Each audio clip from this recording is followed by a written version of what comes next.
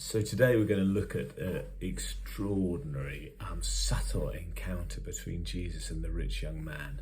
And I mean, I have been sort of thinking about this for so many years, and it's a haunting encounter, but there's a lot going on.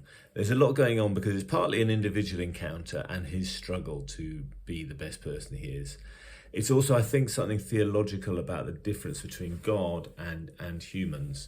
And it's also about money itself, you know, the power of money. So the sequence is that Jesus is on his journeys and someone comes up and falls at his knees and beseeches him for a question.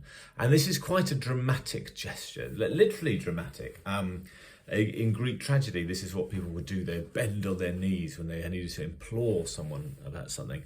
And he says, good teacher, what can I do to inherit eternal life? And we'll come back to this. Jesus says something quite interesting about, well, why do you call me good? No one's good but God alone, which we can come back to.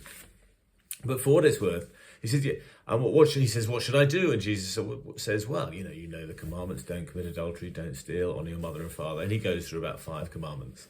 Now, first, this is interesting in itself, because Jesus is not averse at other times to making very, very challenging statements about how you shouldn't, if you even think about committing adultery, if your eye causes you to commit adultery, you should cast out your eye, or cut your hand off if you can't do this. Or it's all about being perfect and always live in peace and never lose your temper and various things.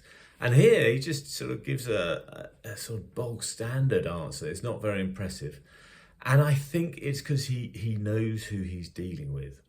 Some people are kind of want to do spiritual heroics and believe that they are capable of great spiritual heroics.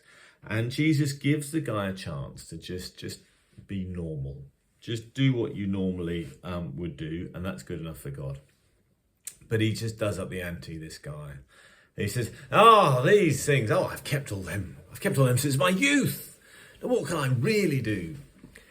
And what might he have been expecting? I think possibly he was expecting a very tough spiritual challenge, bathe in the waters of the Jordan 3 times, or fast for 2 weeks, or do anything kind of very acutely, obviously, overtly, impressively spiritual, and possibly a whole list of these things.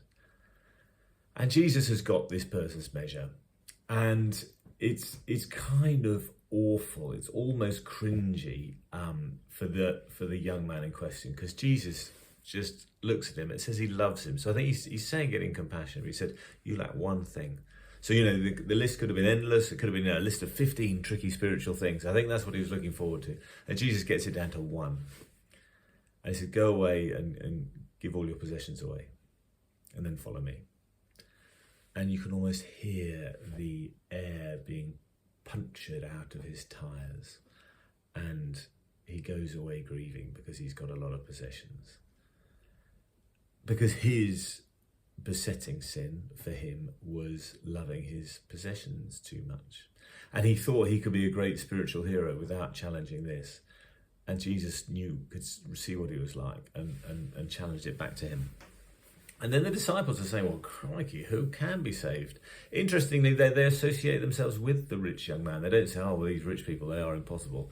They do say, well, who can be saved? And this, I think, goes back to that first question when Jesus said, you call me a good teacher, who's good but God? He draws the distinction between humans and God again. He said, well, for humans, some things aren't possible, but for God, anything is possible.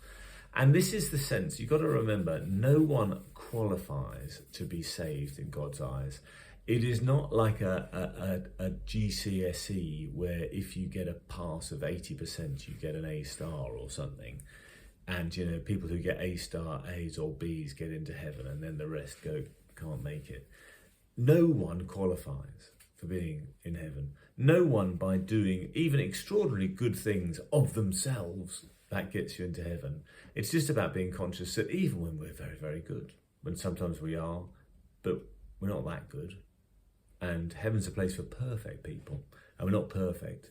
So the only way we get in is by relying on God's forgiveness. With God, everything is possible. And so this passage is partly about money, and partly about a person who had too much money and his problem was money. But it's partly also, I think, about the nature of humans. It's almost sort of like spiritual pride.